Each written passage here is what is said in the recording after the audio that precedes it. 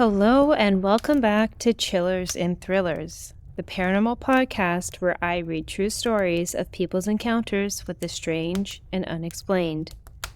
No comedy, skepticism, or gore, only 100% true spooky tales. This episode is the Halloween special. It's that time of year again, and if you've been a listener since last year, you know Halloween is my absolute favorite holiday.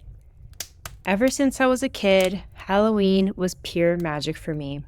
I had the best family a spooky little soul like me could ask for. My mom let me load up on creepy library books. My dad hunted down vintage copies of Goosebumps and Fear Streets, although they weren't so vintage when I got them. And my sisters introduced me to Christopher Pike and binge-watched all the Are You Afraid of the Dark movies with me, while also allowing me to watch non-age-appropriate slasher movies. Before we get started, I wanted to thank PamZam99 for the kind review you left on Apple Podcasts. Thank you so much. And Ken for dropping me a line via email. If you'd like to share your thoughts, stories, or just any general feedback, please make sure to drop me a line at chillersandthrillers@gmail.com. If you're listening to this on Spotify or YouTube, I'd love it if you left a comment letting me know what your favorite Halloween candy is.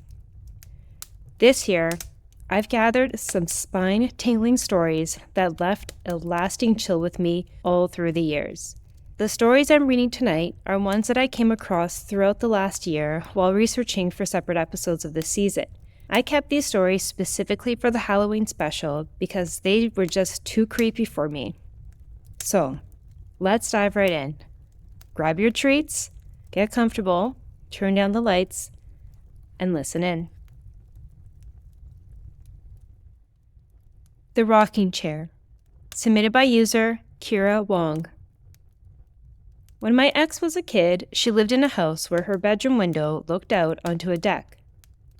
Her family had just bought an old rocking chair they found at an antique store a day or two before, and they put it on the deck off to the side of her bedroom window. That night, she woke up and was looking out the window in the dark when she noticed something. Sitting in the chair was an old woman.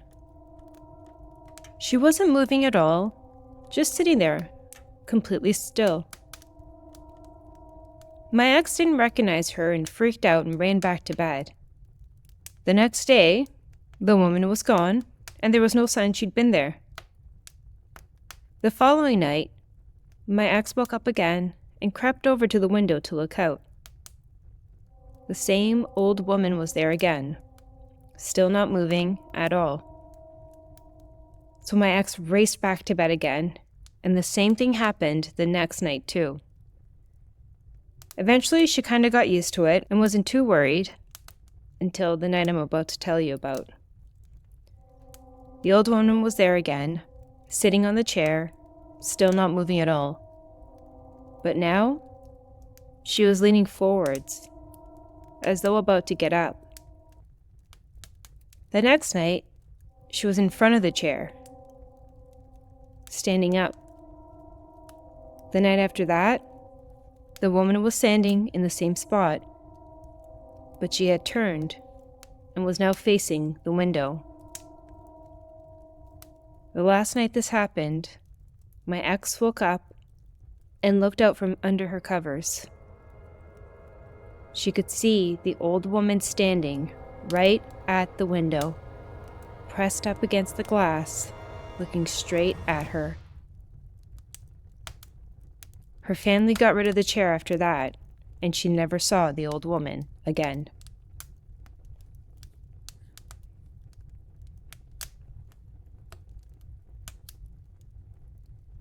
The Old Hag, submitted by user Brit Juice. It was winter of 2006, and I had just moved to San Francisco from the Pacific Northwest to attend college. It was my first time living away from my family, so I shared a one-bedroom apartment with my high school best friend. We were living off campus in an apartment building in Nob Hill.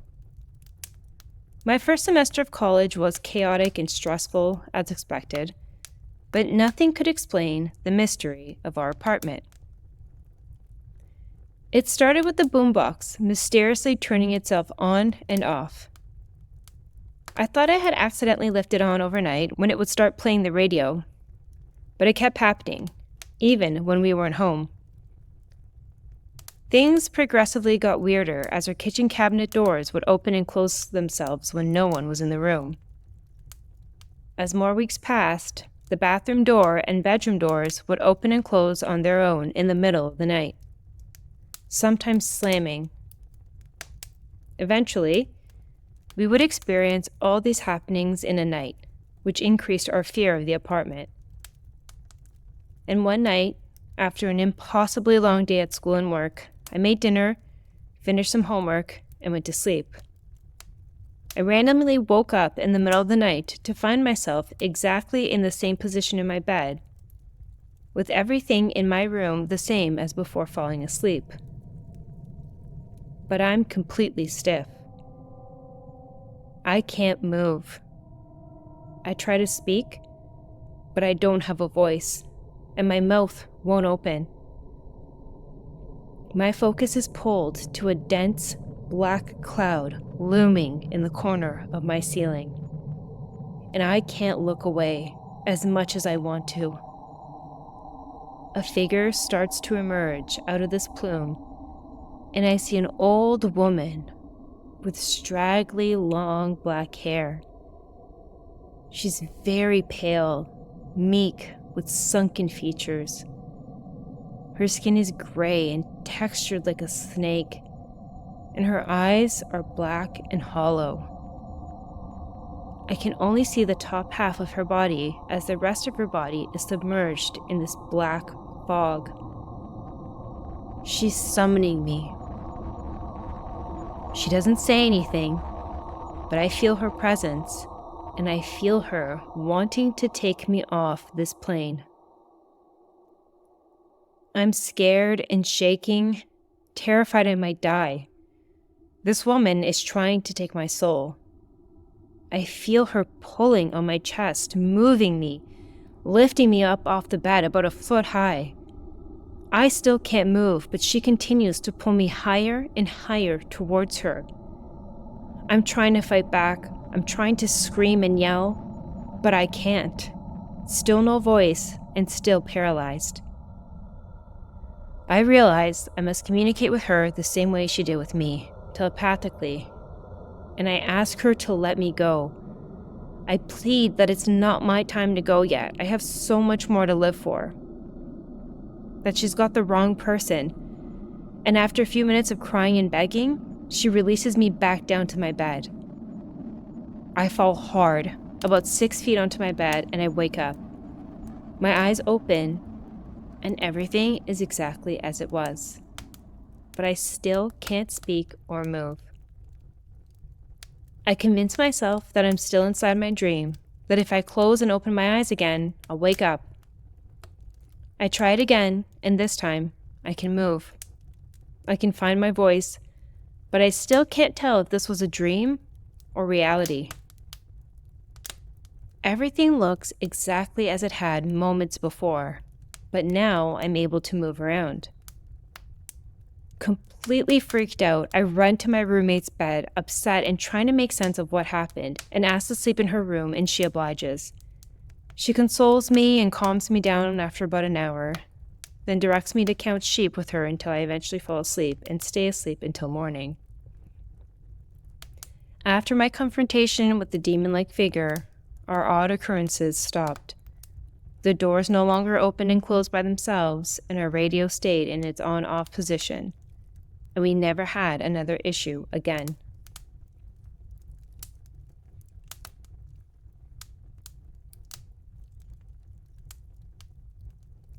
The Elevator, submitted by user SMPX. I was in Taiwan one year when I was younger and had traveled to a busy night market, which are popular gatherings that usually operate in the evenings. Nearby, I spotted a sign for a net cafe in a 5 to 6 story tall building. Thinking I'd fire off some quick emails, I walked in the dark, small entrance of the building. The building was older and hadn't been well maintained, but it's not out of the ordinary in Taiwan. The entrance just had a dark hallway that led to a small elevator. I pressed the elevator call button and entered. The elevator was uncharacteristically new compared to the building, but again, I didn't think much of it. Like some Chinese buildings, there wasn't a fourth floor, since it's considered bad luck because 4 sounds like death. So it just read 1, 2, 3, 5, 6, which was usual. I looked for the floor the net cafe was on, the 6th floor, and pressed the button. It lurched into action quietly and began to ascend. When it stopped, I figured it was my floor, so I instinctively began to step out. Right before stepping out, however, the sight outside the elevator stopped me. It was pitch black, only lit by the light in the elevator, and it looked like this floor hadn't been occupied for decades, with random pieces of furniture covered with white cloth or similar. It was a small building, so each floor were single occupancy, and I could see pretty much the entire floor from the elevator. Thinking I must have gone to the wrong floor, I checked the light that indicates which floor you're on, and strangely, there was nothing. None of the indicators were on, but the button to the net cafe was still lit, so I knew I hadn't gone there yet. That's when I noticed a figure moving in the distance. It was not very visible, but I could make out what looked like a person, dressed in some kind of gown, moving slowly towards the elevator. I was thoroughly creeped out, so I started pressing the closed door button. As soon as I pressed it, the elevator light flickered off. The lights flickered back on under a second and the door closed. The elevator jolted back to life. A few moments later, it opened again to the net cafe. I was beyond relief at this point. I walked out immediately and sat down at a computer. After gathering my wits, I walked over to the cashier desk and told them what I saw. The girl working there listened, and her face turned a bit ashen, so I asked her if she'd had a similar experience. She told me that she'd never experienced it, but some coworkers and occasional customers have brought it up. Basically, the building has 6 floors, and the 4th floor had a history. Apparently, it used to be a hair salon of sorts until one of the employees passed away while working there. The store continued operating despite stories of weird appearances. When customers got their hair rinsed, the water would look a little red, like the customer was bleeding. Little things like that. And a couple of people reported seeing someone's figure walking in the mirror. Naturally, the business closed down a few months later. The business owner tried to re-rent the place out, but never had any luck. Most businesses are quite superstitious, and no one wanted to rent the 4th floor after someone had died in it, even at a very cheap price. Finally, after dropping the price to nearly nothing, a stationery supply store wanted to rent it. During the renovations of the floor, however, several accidents would happen. Tools would end up in strange places. A mirror from the previous business shattered when no one was near it. And finally, a worker had his hand jammed between the elevator doors when it closed on him unexpectedly. The workers refused to continue working, and finally, the business left, and the building owner finally gave up and shut down the floor. He then had the elevator company come in to replace the panel so the elevator could not go to the 4th floor. Let me repeat that. The elevator was programmed to never go to the 4th floor. It didn't even have a button. But for some reason, when people would sometimes take the elevator, it would go to the 4th floor, the doors would open, and you would see a figure walking in the dark.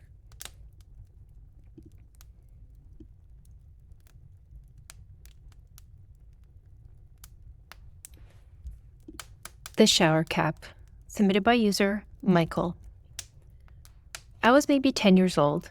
My dad was away and I was staying home alone with my mom.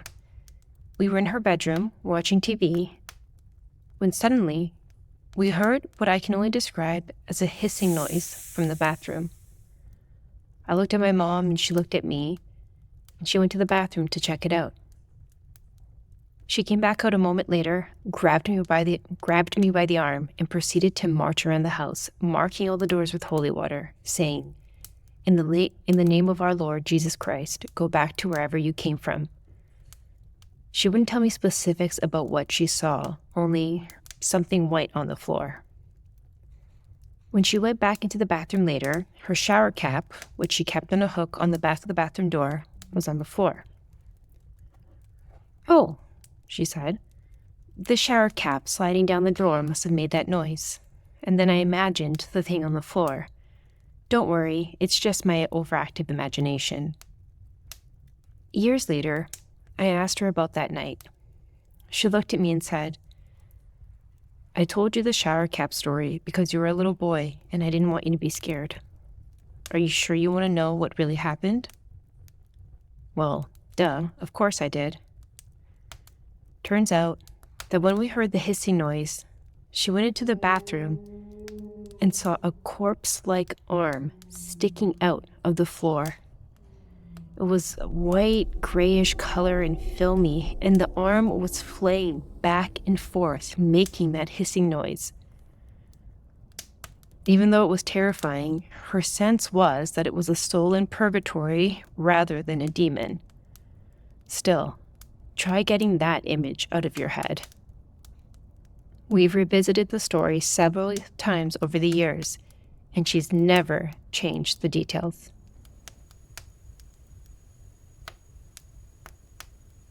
The Basement Shadow, submitted by user Kath. One night in the summer, about 6 years ago, I was at the home of a friend. Some bit of background, this friend had always claimed his basement was haunted, but I never totally believed the stories because they usually involved a lot of alcohol or drugs or both. So needless to say, I was wary. His room is in the basement of his house, and he was babysitting his younger brothers, so he invited me over to hang out. After he put them to bed at 9-ish, we went into his backyard to hang out a bit, and then we got back into his house and were just sitting in his room, drinking a beer, and he was playing records. At this point in time, their basement was getting redone, so he had no actual walls separating his room from the rest of the basement, just semi-translucent thick plastic covering that you could kind of see through. Around 12:30, we're listening to an album on pretty low while we looked through his comics. And all of a sudden, he said, "Did you hear that?" So he turns the record completely down, and we just hear this really loud breathing noise. And it's rustling the plastic wall a little bit. I know what you're thinking. I just said I didn't believe in any of his previous stories because they involved drugs and alcohol. But at this point, it had been 3 hours, and I had only had my first and only beer of the night. In other words, if anything, we were a bit sleepy, definitely not having any weird hallucinations. So we're terrified, and seconds later, we see the shadow of a really tall, spindly figure that looks sort of hunched over, walking along the plastic wall towards the step upstairs. It was more like the shadow of a figure because we couldn't completely see through the thick plastic. We freaked out, and then not even a minute later, we hear his dog on the main floor barking. So we leave his room, look up the steps, and his dog is barking, looking down the steps. And then the dog moves away from the steps, but we keep hearing him bark. We run upstairs, and he's now barking, facing the front door, and the outdoor motion sensor light is on. I checked the doors of the house to make sure everything was locked, which it was, while my friend checked on his brothers to make sure everyone was okay, which they were. But we were worked up and terrified. We sat in his living room for a while before I finally decided to walk home, which was about 15 minutes later. I'm pretty sure I ran most of the way. Every time I think about it, I wish I had been imagining things, but it was the most terrifying moment of my life. I still can't think of explanations for what I heard and saw that night.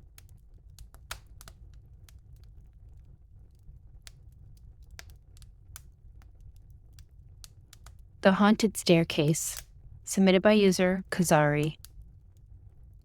Back in 2003 or so, I took a trip to Southeast Asia with my then boyfriend, now husband. We'd been together for only a year or two at this point, and this was the first time I was going to meet the extended family as well as visiting this country, so it was quite a big deal. We flew to a city in the central region where his grandmother lived. My husband seemed unusually nervous on the airplane, which was odd, as he's not usually an anxious person. After we arrived and took a taxi for the hour-long drive into the city, he turned to me and warned me, very seriously, not to freak out. But his grandmother's house was haunted. I'm a huge fan of horror movies and cinema, so I was like, cool.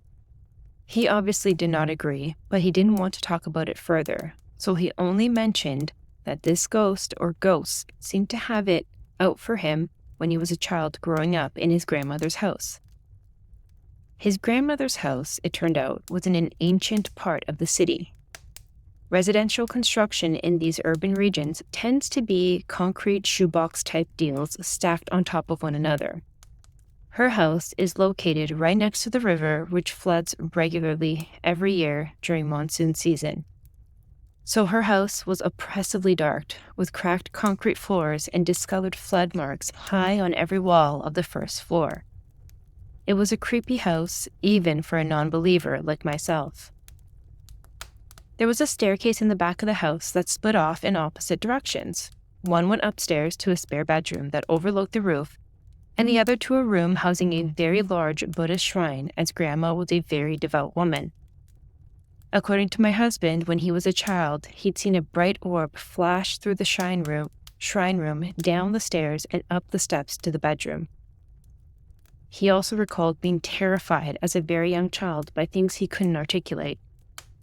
His relatives told us stories of him sometimes rushing out of a room where he'd been by himself screaming in terror at something that had frightened him badly. Other relatives told me of seeing figures walking around the house or hearing footsteps and voices when they were there by themselves. We stayed in the spare bedroom, which was through a door and up a set of steep concrete steps, almost like a loft. The room overlooked the roofs of neighboring houses and would have been quite comfortable, except I got very ill almost immediately with food poisoning and a whole bunch of other things, and started spending a lot of time up there by myself. The first day I was reading a book upstairs, I heard my name called very clearly, but it sounded far away, like someone was calling me from downstairs. I went down and found the house completely empty. Everyone had gone out. I brushed it off as it was very quiet inside the house and could very well have been just my imagination, and I went back upstairs. Later, it occurred to me that the silence was odd in of itself. Usually, the city is noisy with pedestrians and honking motorbikes going by. But at the time, since I was nauseated and hot and humid, I just wanted to sleep and was happy for the quiet. A while later, I was laying there on the bed facing the staircase when I heard footsteps heading up to the room. They were very loud, unmistakable, hard stomps on every step. I looked up, thinking maybe my husband had returned, waiting for him to appear at the top of the steps. But the footsteps just stopped, just below the top of the stairs. I heard breathing and felt someone there. Was the person just pausing on the steps? What were they even waiting for? I called out, and when I got no response, I went over to see who it was. The staircase was empty. I went downstairs again. The house was still deserted. The voices, footsteps, and breathing occurred several more times during the 3 days we stayed there, while I was alone in the room. It got to the point where I just concentrated on my book and refused to look up or acknowledge the sounds or presence in any way. I figured people had been living with the spirit for decades and hadn't harmed anyone that I knew of, right? I didn't tell my husband at the time since I didn't want to frighten him more than he already was, and I still wasn't sure if I wasn't just imagining things. Later, I woke up in the middle of the night. My husband was already awake next to me. The room was unusually dark. Usually streetlights could be seen through the windows, and it was a moonlit night. The staircase was suffocatingly dark. There was a feeling of a heavy, brooding presence at the end of the bed, which was closest to the staircase, watching us. We forced ourselves to go back to sleep because what else were we supposed to do? The next day, since he'd experienced it too, I told my husband about the weird sounds and voices I kept hearing coming from the staircase.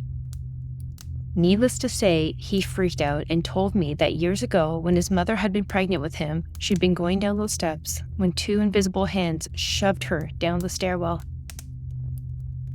The next night, we were awoken by loud scratching at the window next to our bed, like tree branches scraping against something. Except there was no breeze, and this was a rooftop, so there were no plants, much less tree branches to scrape anything.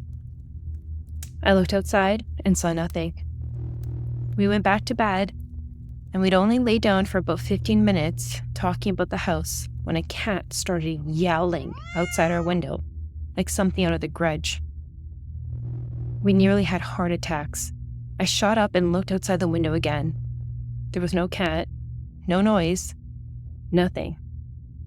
We weren't overlooking an alley or anything. This was the rooftop of a 3-story house. There was nothing to be seen anywhere. The next morning, things seemed to be happening. My father-in-law was bustling around in the living room with a bunch of men, measuring things on the floor and pointing at things. My husband got really nervous again and hustled me out the door to do some delayed sightseeing and wouldn't answer any questions about what they were doing. Much later in the day, he told me that his father, a feng shui practitioner, had been losing money in some ventures and thought his misfortune originated in the house. He brought in other practitioners to diagnose the problem. They found 2 bodies buried under the floor. By the time we got back to the house, the bodies had been removed and disposed of properly with funeral rites to appease the ghost. The bodies outdated the house centuries ago when the city was still being built and the river still overflowed its banks annually. These 2 were laborers who died in the flood and had been buried there next to the river. My memory of what exactly the reason was, or how the practitioners even knew the manner of their deaths, is spotty, as my husband refuses to talk about it to this day. We never stayed in the house again.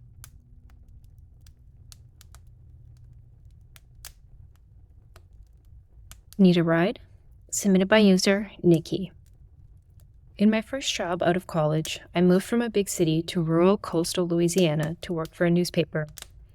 I'm talking an hour and a half south of New Orleans, deep in the swamp, alligators on the road, old people still speaking French to one another, and the only way between towns was miles and miles of remote 2-lane highways winding along bayous.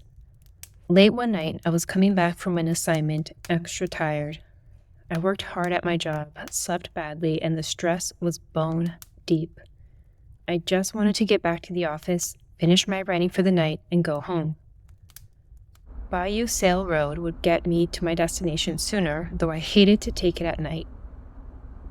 It wound in sharp corners through the open pitch-black marsh. No shoulder, no streetlights, just a few skeletal trees and the open grassy water.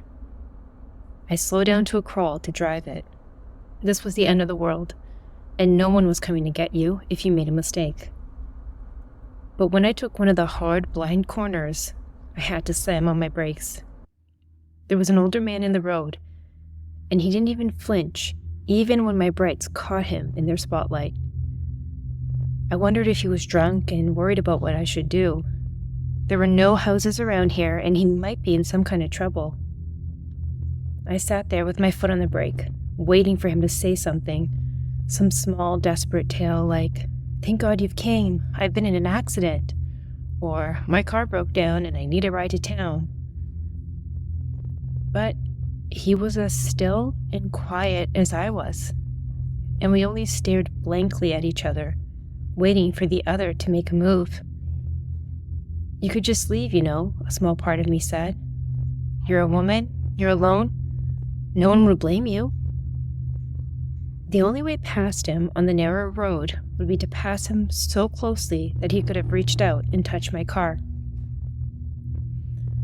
I cracked my window open and asked if he needed some help. He only looked at me. I started to feel a creeping panic, my body responding to the idea that something was wrong. Screw this, it screamed. Not now, not today.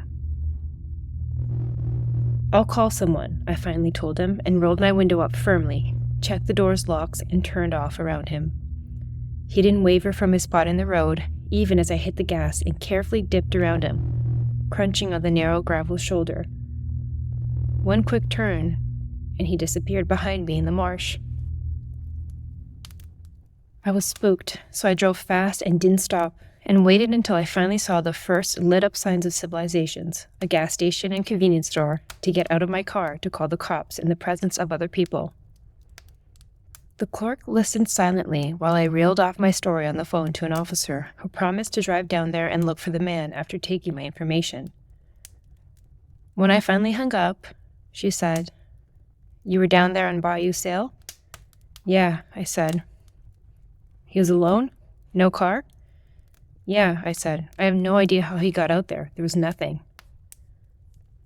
"He asked you for a ride?" she asked. "No," I said. "You offered to give him one?" Great, I thought. Now she thinks I'm some kind of jerk.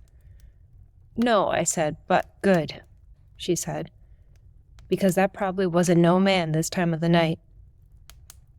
The road, she says, was haunted by spirits who would often try to catch tourists, people who didn't know any better, and if you agreed to pick the spirit up, he would ask for another favor, usually your soul. I nodded gravely at the woman, but laughed to myself when I finally got back to my car, still shaking a bit with adrenaline and fear. What a stupid thing to get taken in by. The hitchhiking ghost was a classic kid's campfire story. I had more fear from any living man than a dead man.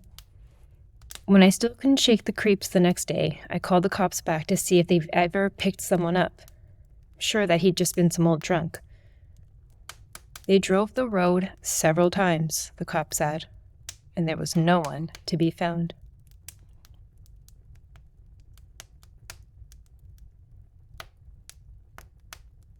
The Faceless Woman, submitted by Cynthia G. from Honolulu. Back in 1985, my late ex-husband and I were dating and had just moved in together. One night, we decided to go watch a movie. The popular spot back then was YLA Drive-In Theater. About halfway into the film, I had to use the restroom.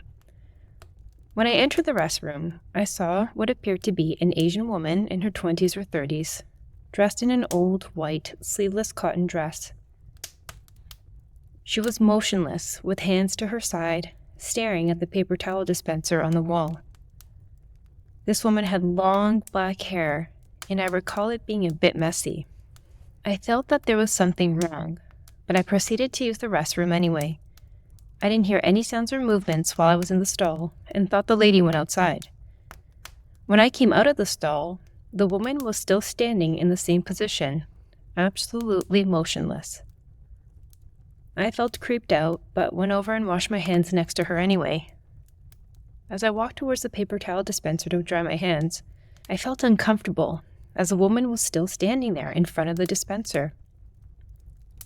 I foolishly got up the courage and asked the woman, "Excuse me, are you all right?" The woman then slowly turned her body towards me to reveal that she had no face. There were no features, no eyes, no eyebrows, no nose, no mouth. Terrified and in utter disbelief, I ran out and screamed all the way back to the car. When I got back to the car, my date asked me, "What's wrong? Why are you screaming? What happened?" There's a lady with no face in the bathroom. There's a ghost. Come on, you must be seeing things, he said, trying to make light of the situation. But I insisted. No, I'm serious. This woman had no face. He didn't believe me and thought I was joking around, and then turned around to look out of the back window. And to my horror, the faceless woman was there, perhaps 30 yards away from the car. There she is, I exclaimed. My ex turned around and saw what I was seeing. We both witnessed this entity swoosh swiftly across the parking lot as if carried by the wind, going from one spot to another in an instant. Then, the woman started to move towards our car, and that's when we both saw that she had no legs. Start the car. She's coming towards us. My ex tried to get the car moving, but something was wrong. He started yelling and won't start, and all I could scream was, hurry, hurry. After what felt like forever, the car finally came to life, and the figure kept coming closer and closer. We burned rubber so fast out of the parking lot that the drive-in speaker ripped off and was dangling inside the car. We were honest, do-good citizens, but at that moment, we could care less about the speaker. We just wanted to get out of there. That's how scared we were. I kept staring out the back window as we peeled away. What's interesting is that the faceless woman stopped at the boundary of the parking lot, stared at us, moved back into the parking lot, and disappeared. We went home and were so scared that we couldn't sleep. We kept asking each other if it had really happened, if we had both seen the same thing. The next day, us Lolos decided to go back to see if we could see her again.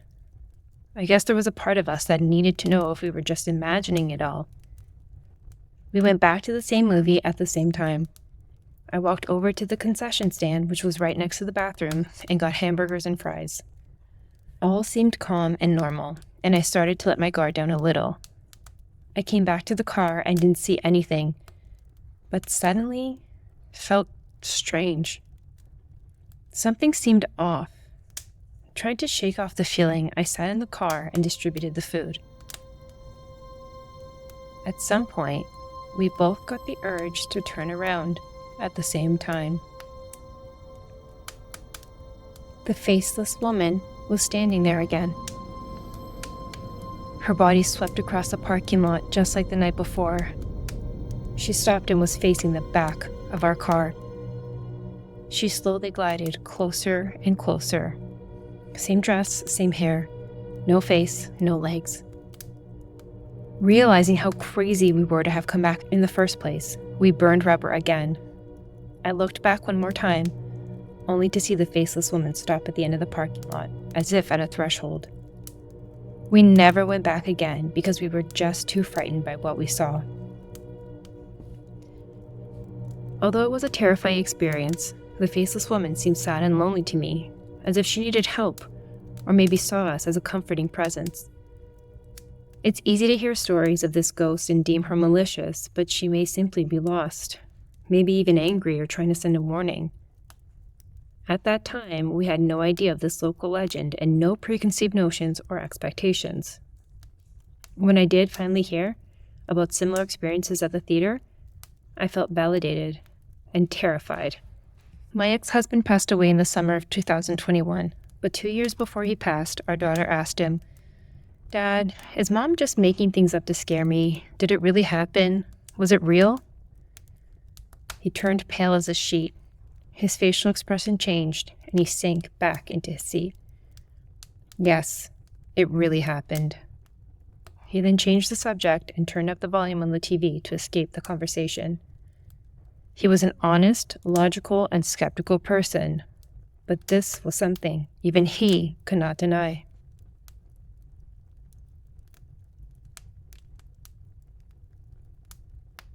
The Little Girl Who Wasn't, submitted by user Lady Sparrow. I lived in a house from hell for 4 years, from ages 11 to almost 16. There was constantly something happening. Doors flying open and shut, voices, footsteps, Nothing ever stayed where you put it. I was alone there a lot because both my parents worked, and I was constantly terrified. One of the most gut-level disturbing things, though, was the little girl in my bathroom. Every time I walked past my bathroom door, which was constantly since it was right outside my bedroom, I saw a little girl with blonde curled hair and a rose-colored dress. She just stood there, staring, looking like a photograph from 1905. I started keeping the door closed so I could walk by without seeing her, but she was always there when I opened it. Once I stepped in past her, I couldn't see her anymore, but I could just feel her there. She scared me, but I felt sorry for her because she was trapped there, just like me, but probably forever. As the years went by and the things in the house continued to get worse, she started seeming darker. I started feeling like she wasn't really a little girl. I knew there was something ugly in the house, and I felt like it was presenting this sympathetic image to me. Then I started thinking I was completely losing my mind. One day when I was 14, I had a friend from out of town come stay with me for a week. I hadn't told her anything whatsoever about the house because I didn't think she would come if I did. Right after she got there, we were sitting in my room and she left to go to the bathroom. A moment later, she came back in with a puzzled look on her face and said, "So there's a little girl in your bathroom?" "Yeah," I said. "She hangs out there. Blonde hair, curls, pink dress." My friend said, "Yeah, you know that's not really a little girl, don't you?" I almost threw up. I was so relieved and terrified and excited and ready to run out of the house screaming. She wouldn't use my bathroom for the rest of the week, and I started using it as little as possible without irritating my parents, who did not want to believe in any of this. Eventually, we moved out, and I could not have been happier. I distanced myself from it mentally as much as I could. Then, when I was 18, I took another friend on a road trip to pack up a few things I'd left in the house. My parents hadn't managed to sell it and wouldn't for 5 more years. The minute we got on the property, my friend seemed uncomfortable. When we came around the bend in the long, steep driveway, he went completely white. I could tell something was wrong, but he insisted he was okay, so we got to work. After a while, he asked to use the bathroom, and I directed him to mine. Not 20 seconds after he left, he came running back in, gasping for breath, and slammed the bedroom door behind him. He started babbling about a little blonde girl who isn't really a little girl. All of a sudden, he went dead still, looked me in the eye, and very solemnly said, "She's not happy. With you. You left and you weren't supposed to." We threw whatever we could grab in 2 trips in my car and got the hell out of there at top speed.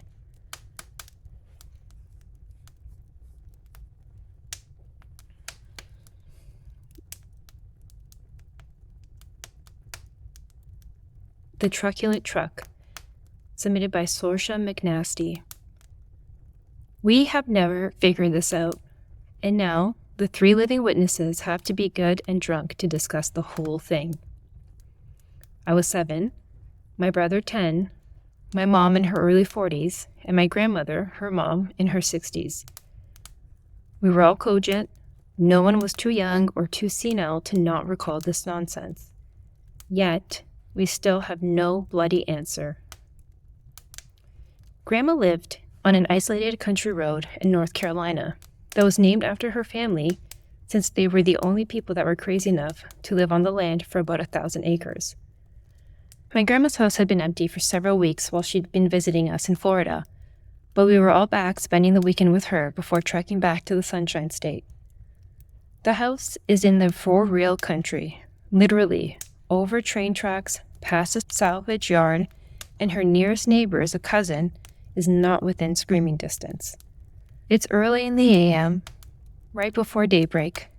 We're awake because these are farm freaks who wake up at the crack of dawn from sheer ingrained habit.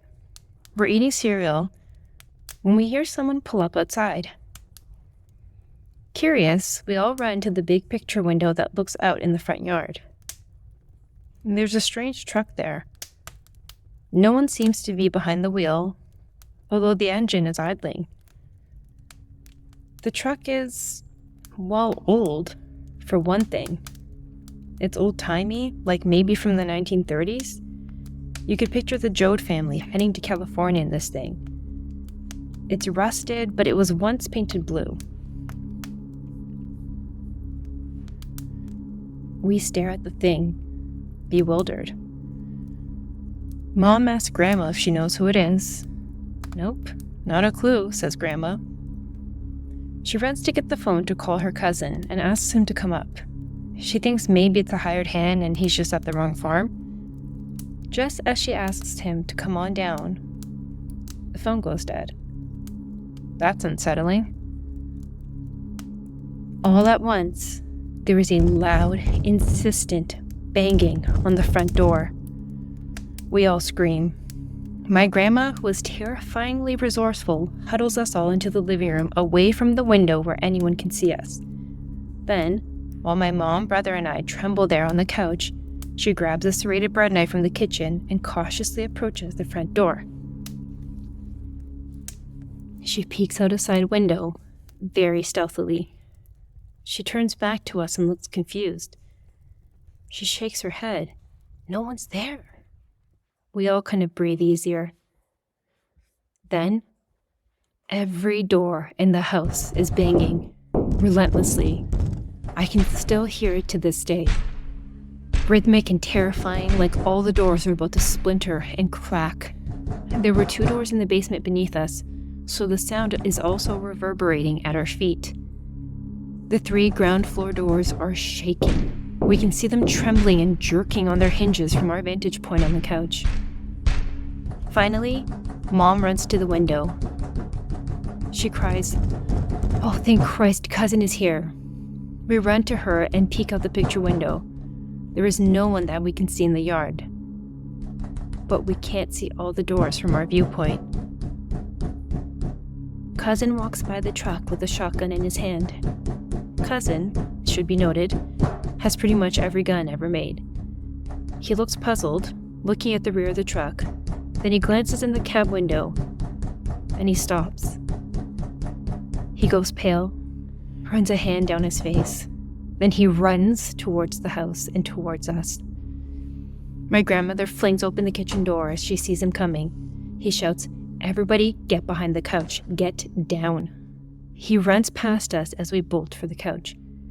And then the banging starts. Again. All the doors, and we can hear the windows rattle. It's like a tornado or the end of the world.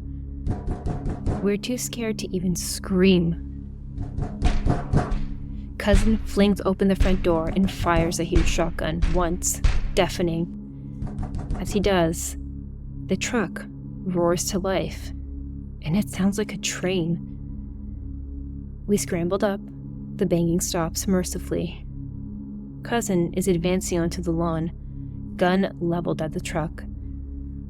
We run behind him, wanting to be out of that shaking, quivering house, and near the dude with the gun. The truck peels out backwards, cutting across the yard and racing into a breakneck speed. Tires squeal, rubbers burned. Cousin fires again, and we all cower behind him. He blows out the back window with the sound of 1,000 plates smashing, but the truck never even hiccups, just roars down the road. No tag, not even a vanity plate on the back. There was no one behind the wheel of that thing. We all had a clear view. Everyone agreed. Not a single person in the cab. Well, not anything we could see. Anyhow, the police were called. Cousin had to go to his house to call because this was pre-cell phone era. The phone line had been cut. There was not a single boot print in the entire yard except Cousin's, from when he'd run into and out of the house. Cousin reported that there had been no plate, but when he looked into the cab, it looked like something from a horror movie. There was all kind of weird restraints, and the floorboard looked covered in what smelled like blood to him. Cousin said he thought he saw a blur of something out the picture window and ran to fire the first shot, but missed, because once he stood there, nothing, or no one, was on the lawn or in the truck. Then it shot backwards out of the yard and out of our lives, leaving no answers, just a deep sense of unease every time we'd visit. Grandma and cousin have since passed. Deeply religious people, they stuck by their unchanging views of the story until they died. My brother, mother, and I have never been able to figure it out, and neither did the cops. We don't know how all the windows and doors were banging, and we don't know why we never saw a soul anywhere, or how they could get around the sides of the house without leaving a trace in the damp earth.